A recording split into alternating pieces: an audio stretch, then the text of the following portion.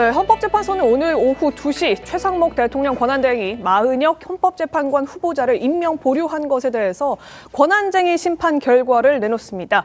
여권에서는 이번 권한쟁의 심판은 우원식 국회의장이 단독으로 청구한 것이기 때문에 절차적인 하자, 절차적인 문제가 있다 이런 지적을 내놓고 있는데요.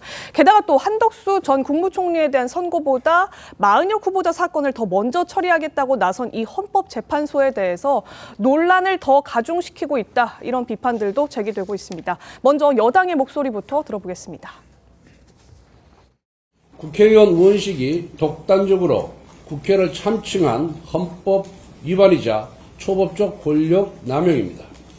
CEO가 주총이나 이사의 결의도 없이 독단적으로 자기 월급을 올린 것이나 다름없습니다. 여야를 떠나 299명 국회의원 모두가 우원식 의장이 저지른 독단적 행위에 대해 엄중히 항의해야 합니다.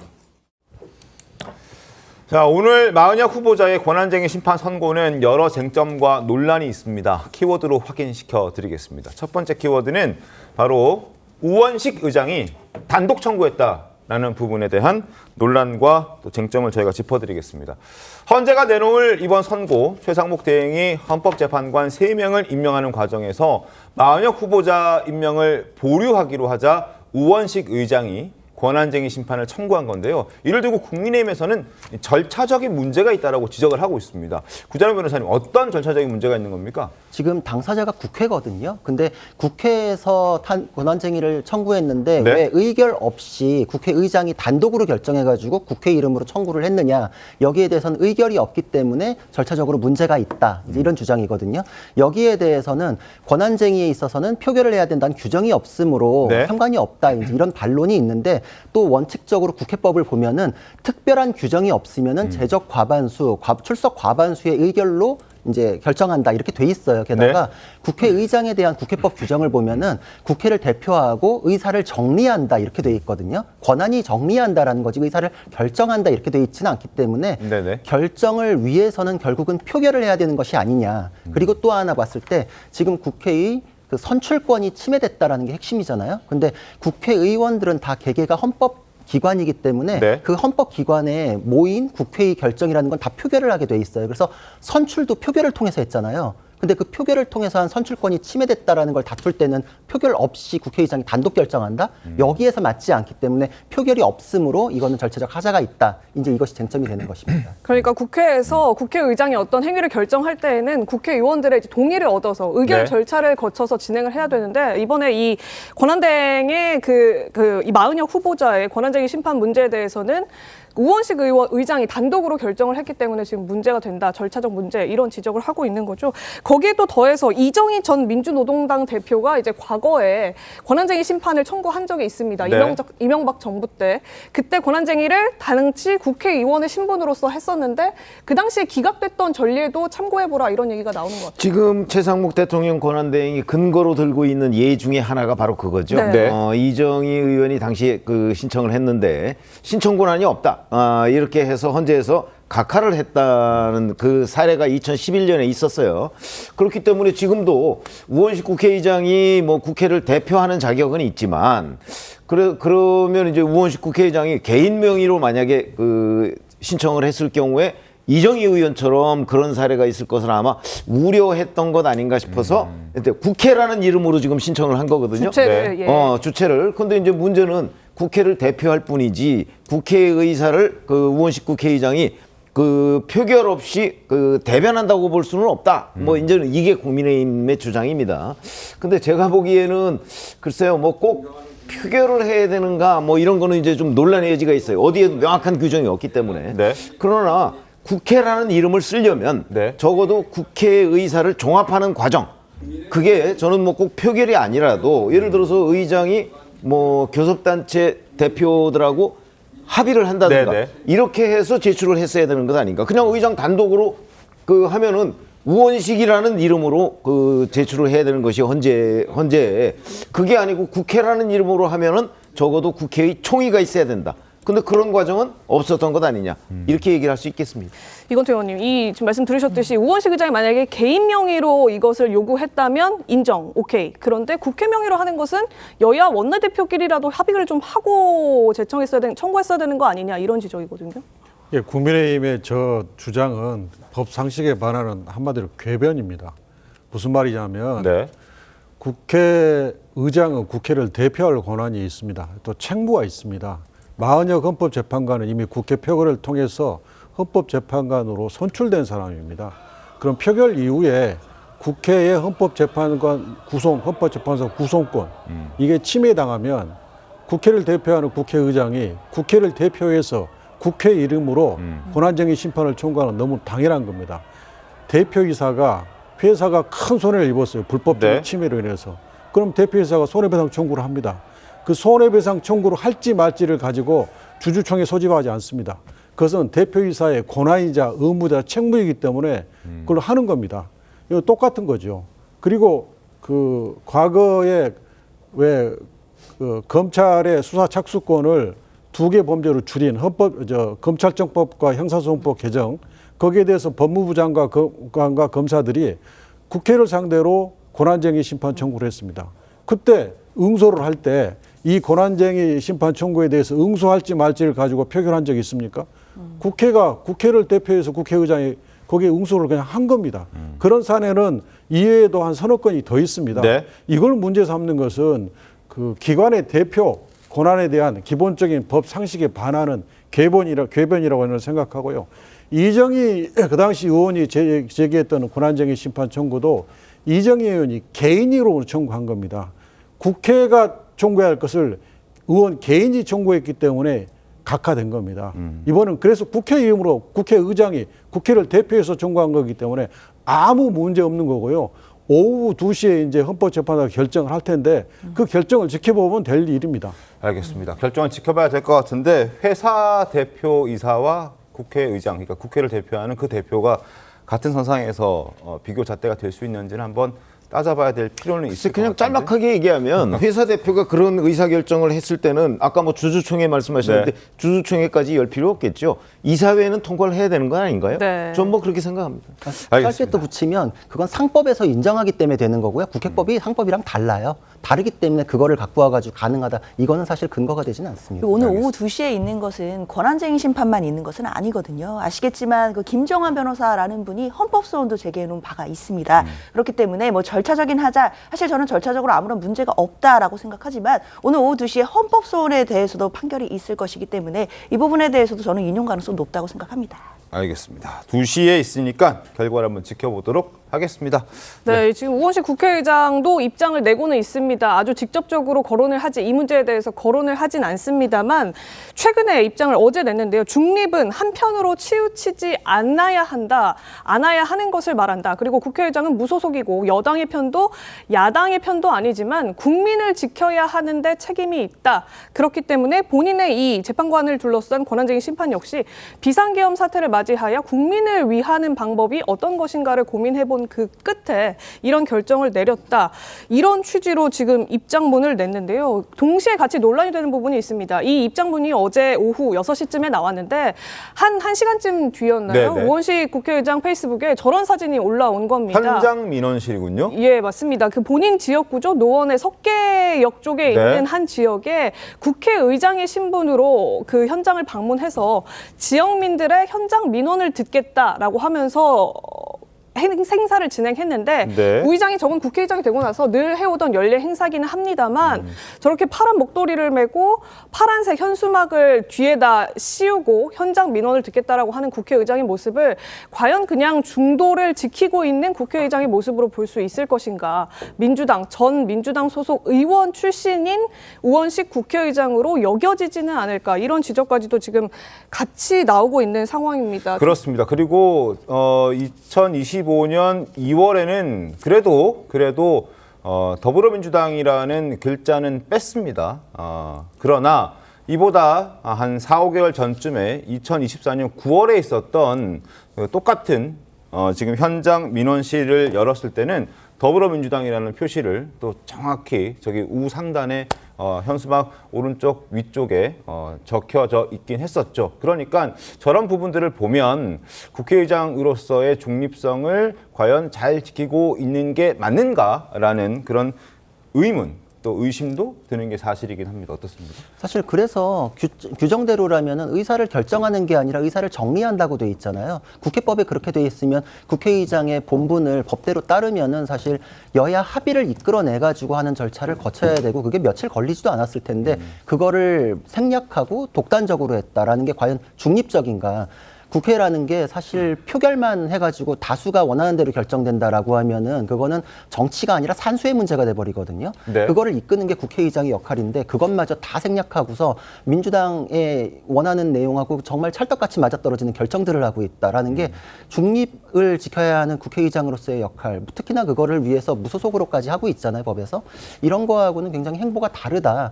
저게 지금 최근에 지지도가 굉장히 높아지니까 대선 주자로까지 언급되니까 이제 저런 행보까지 하는 게 아닌가 이런 생각이 드는데 중립을 지키는 모습으로 보이지는 않습니다. 네. 네, 물론 오원식 기자 아까도 말씀드렸지만 국회의장 취임 이후에 계속 현장 민원실이라고 하면서 지역 찾는 행보를 하고 있는데 네네. 그 지역이 이제 본인의 과거 지역구에 국한된다 이런 논란들이 하나 있고요. 또 하나 이제 그 민주당의 로고를 붙여놓은 현수막을 게재했다가 저 보여드렸던 사진은 작년 9월이었는데 또 바로 본인의 SNS에 올렸다가 삭제를 했다는 점도 삭제를 또 했군요. 예, 같이 말씀드리도록 하겠습니다. 예. 우원식 의장님은 저 현장 민원실을 지금 5선이시잖아요.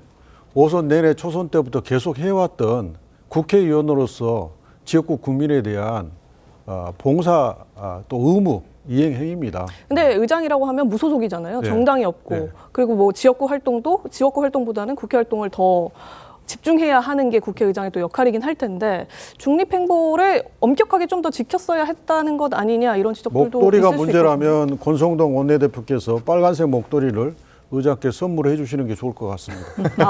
반대로 그럼 빨간 목도리로 선물해라. 예, 알겠습니다. 선물하고 직접 메고 다니는지 한번 지켜보도록 하겠습니다. 자, 두 번째 키워드 만나보시죠. 두 번째 키워드 열어보겠습니다. 자, 부실 재판 우려입니다. 부실 재판 우려. 어떤 부분이 부실 재판 우려가 있는 겁니까? 네, 헌재가 지금 마은혁 후보자 임명 보류권을 한 달 만에 선고를 하겠다 이렇게 얘기를 하면서 졸속 재판 아니냐 이런 지적들이 지금 함께 나오고 있는 건데요. 네. 변론 기일이 딱 한 차례 있었습니다. 그리고 추가 변론 기일을 요청했는데 기각됐다 이런 얘기도 지금 같이 전해지고 있죠. 그렇죠. 근데 이제 정해진 횟수라는 건 없기 때문에 심리에 필요한 만큼 하는 겁니다. 네. 그래서 한 번이라서 부족하다 뭐 이건 아닌데 여기서 문제되는 거는 더 해야 된다라고 당사자들이 주장을 하는데 그걸 기각을 했어요. 근데 그 이후에 헌재가 이거에 대해서 추가 심리에 필요한 자료를 내라라고 했어요. 그러면은 네. 사실 변론 재개 신청을 했던 당사자의 의견이 타당한 면이 있었던 것이거든요. 근데 기각해놓고 서류를 제출하라 그러고 그거는 또 갑자기 하루 만에 제출해라. 사실 이런 경우는 잘 못 봤거든요. 법원에서도 이런 경우가 있으면 선고 기일을 연기하거나 재개를 합니다. 그래서 심리를 할 부분이 있으면은 사실 자료 제출을 하면서 기일을 한 번 더 여는 게 타당했다. 그러니까 헌재에서 자기들이 충분하다고 해서 변론을 결심하고 선고 기일을 잡았으면 추가 서류 제출을 급하게 요구한 거랑은 또 안 맞거든요. 그리고 그거에 대해서는 내가 그거에 대해서 입증을 하고 싶었다라고 최상목 권한대행 쪽에서 얘기하던 바로 그 지점이거든요. 네. 그러면은 사실 시점을 정해놓고 거기에 꿰맞춰가지고 정말 달려가기 때문에 졸속 재판에 우려가 있다라는 지적이 타당한 지점이라 이렇게 생각을 합니다. 근데 알겠습니다. 저는 좀 반론이 있는데요. 물론 이것을 졸속 재판이다라고 평가하시는 분들도 있겠지만 저는 이게 헌법재판소가 재판관 그러니까 9명 체제를 제대로 갖춰야 되는 부분에 대해서 한 번 더 제대로 신중하게 검토를 해야 된다라는 측면에서는 신속한 재판을 하고 있다라고 생각합니다.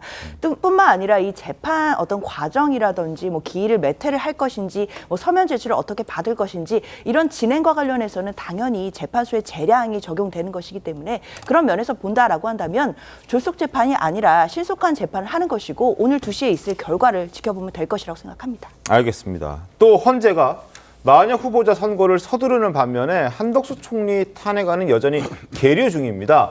그래서 국민의힘에서는 한 총리의 결과에 따라 최상목 권한대행의 임명권에도 영향을 줄 수 있다 이렇게 주장하고 있습니다. 권성동 원내대표 목소리 들어보겠습니다. 최상목 대행은 마은혁 후보자 임명을 거부해야 합니다. 한덕수 대행 탄핵은 무효화되어야 하고 탄핵이 무효화된다면 최상목 대행의 헌법재판관 임명은 그 정당성이 무너집니다. 따라서 최상목 대행은 한덕수 대행 탄핵의 결론이 나기 전까지 헌법재판관 임명을 보류해야 합니다.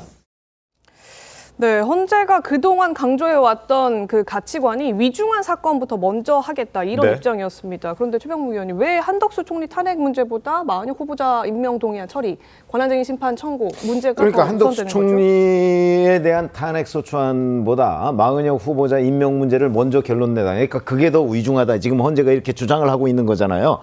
이 부분에 저는 몇 사람이나 동의할 수 있을지 참 의문입니다. 제가 보기에는 한덕수 대통령 권한대행의 문제가 훨씬 더 위중하다고 보고요. 우선 그 정족수 문제부터 해가지고 한덕수 총리는 아마 본인이 국회 본회의에서 탄핵 표결이 가결된 부분에 관해서 네. 굉장히 억울할 거라고 저는 생각을 하거든요. 그거는 정족수가 200명이 돼야 되는데 151명으로 일방적으로 해서 지금 직무정지 상태에 있기 때문에 이 문제는 지금 물론 권성동 원내대표가 말했듯이 최상목 권한대행이 그 이후에 헌법재판관 2명을 임명한 부분에까지 영향을 미친다. 이렇게 얘기하기는 어려울 거예요. 그렇긴 하지만 한덕수 대행을 이 문제를 어떻게든 헌재에서 해결해줘야 할 의무가 있고 가장 시급한 문제라고 보는데 제가 보기에 네. 자 근데 헌재는 자기들 재판관을 한 명을 더 보충하는 게 훨씬 더 시급하다 이렇게 보는 거잖아요. 네. 저는 그 부분에 대해서 개인적으로도 동의할 수가 없고 아마 국민 다수가 그 부분에 대해서 동의하지 않을 것이다. 결국 헌재는 자기 밥그릇 챙기는 것가 가장 시급하다고 생각하는 거 아니겠어요? 그런 부분에 관해서도 저는 국민 여론, 헌재의 신뢰를 결국 떨어뜨리는데 헌재가 기여하고 있는 것이 아닌가 이런 생각이 듭니다. 그 부분에 대한 명확한 규정도 사실 없었기 때문에 대통령의 탄핵이 아닌 대통령 권한대행의 탄핵을 하는 과정에서 과연 151명이냐 200명이냐 그때도 참 논쟁이 뜨거웠습니다. 그 논쟁을 헌재가 좀 정리를 우선적으로 해줘야겠다는 그런 의견들이 굉장히 많음에도 불구하고 어쨌든 오늘 마은혁 재판관 후보자에 대한 결론부터 내리겠다고 하는 입장이거든요. 어떻게 예, 저 말씀에 대해서는 좀 반박을 좀 해야겠는데요. 그 헌법학자 100여 분이 모여서 구성하는 헌법학자 회의라는 게 있습니다. 네네네. 그 회의에서 바로 이 부분에 대해서 입장을 냈습니다. 뭐냐면 마은혁 재판관 한 명이 만약에 구성이 안 되면 네. 그 한 명은 기본적으로 기권 내지 그러니까 탄핵 소추에 대해서 기각적으로 반영된다는 거예요. 그것은 그렇잖아요. 그렇기 때문에 반드시 마은혁 재판관을 보완해서 완전체를 만든 다음에 재판을 해야 그 재판이 흠결이 없다는 겁니다. 그렇기 때문에 이 문제가 가장 우선적으로 해야 된다는 거예요. 헌법학자 100여 명으로 구성된 회의에서 네. 그런 의견을 냈어요. 그러면 이보다 더 공신력 있는 의견이 어디 있겠습니까? 그렇기 때문에 이 문제는 굉장히 중요한 문제입니다. 헌법재판소라고 하는 헌법기관이 마은혁 재판관이 국회에서 선출돼서 후보로 지금 돼 있는데 그것을 채워서 완전체로서 재판을 해야만이 나중에 그 재판 결과에 대해서 이견이 없지 이걸 안 채우고 하면 그 재판 결과에 대해서 또 이견이 발생할 수 있다는 겁니다. 그렇기 때문에 이 헌법학자 회의의 이 의견이 지금 굉장히 중요하고 의미 있는 의견이다 이렇게 생각합니다. 저는 그거에 대해서 반론이 있는 게 헌법학자 근거로 드셨으니까 우리나라 최고의 헌법학자 누구도 부정할 수 없는 허영 교수님께서 이렇게 얘기하셨어요.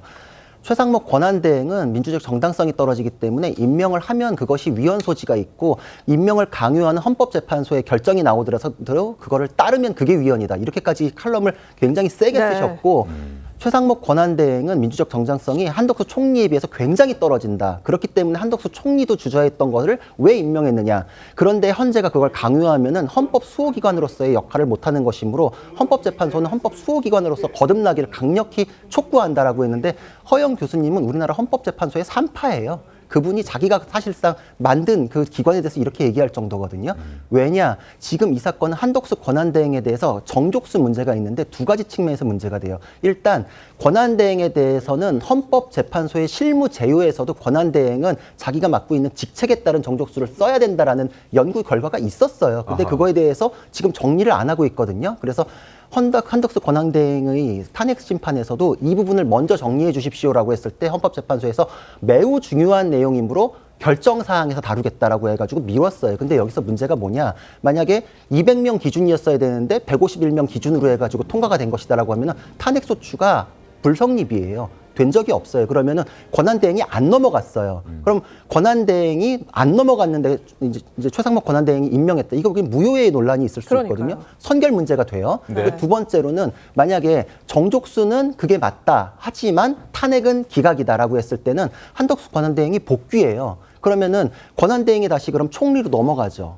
그러면은 총리가 임명을 하면 되는데 그 얼마 안 되는 기간 동안에 이 불분명한 거를 정리하지 않아가지고 최상목 권한대행이 나머지 40여 개 대해서도 임명하게끔 하는 것이 옳으냐. 그러니까 무효이든 기각이든 총리가 복귀해가지고 처리하는 것이 민주적 정당성이 맞다라는 차원에서 선결 문제가 되는 것이 타당한데 헌재가 지금 최상목 권한대행에 대해서는 이렇게 신속하게 할 수 있으면서도 한덕수 권한대행에 대해서는 기약이 없어요. 그러니까 이게 이제 굉장히 선별적이고 헌재가 지금 거의 자기 정치하듯이 순서를 정하는 게 아니냐 이런 비판이 따르는 것이죠. 그런데 최상목 권한대행에 대해서는 민주적 정당성을 말씀 주셨는데요. 뭐 일견 타당한 이야기입니다. 당연히 최상목 권한대행이 다음 순위이기 때문에 정당성이 좀 약한 거 아니냐. 그러니까 임명하는 것 이거 위헌 소지가 있다라는 주장할 수 있을 것 같은데요. 그렇다면 최상목 권한대행은 도대체 국회가 통과시킨 내란 특검법에 대해서 왜 거부권을 행사합니까? 왜냐하면 최상목 권한대행이 본인이 민주적 정당성이 부족하기 때문에 이런 권한을 행사해서 안 된다라고 판단한다면 모든 권한을 행사하지 않아야 되는 것이죠. 선택적으로 거부권을 행사하면서 헌법재판관에 대해서는 국회가 선출했음에도 임명권을 행사하지 않는 것 이런 부분이 문제된다고 보이고요. 그리고 헌재에서 한덕수 국무총리에 대해서 탄핵소추안에 대해서 뭐 만약에 뭐 정족수 관련된 부분이 있다라고 인정된다고 하더라도 소구표가 인정된다 보기는 어렵기 때문에 최상목 권한대행이 임명권을 행사하는 부분은 합헌이라고 인정될 수 있을 것으로도 보인다라고 말씀드리겠습니다. 허영 교수님이 그 유명하신 분이기는 하지만 허영 교수님 한 분의 의견과 헌법 학자들 100분의 의견은 그 비중이 비교할 수 없을 만큼 다르다고 생각하고요. 입법조사처에서 한덕수 총리 탄핵을 150명으로 해야 되느냐 200명으로 해야 되느냐 조사를 했을 때 그때 제 기억에 12명인가 헌법학자들을 상대로 조사를 했는데 지배적 다수가 150명이 된다라는 의견을 줬던 걸로 알고 있고요. 그다음에 이 헌법재판의 진행, 어떤 사건을 먼저 할지, 뭘 할지, 기일을 한 번 할지, 두 번 할지 이것은 헌법재판관 8분이 합의로 지금 하고 있습니다. 그리고 재판 진행은 재판소가 알아서 하는 겁니다. 그런데 거기에 대해서 시비를 거는 것은 결국 윤석열 탄핵을 지연시키기 위한 지연 전략이다. 이렇게 볼 수밖에 없습니다.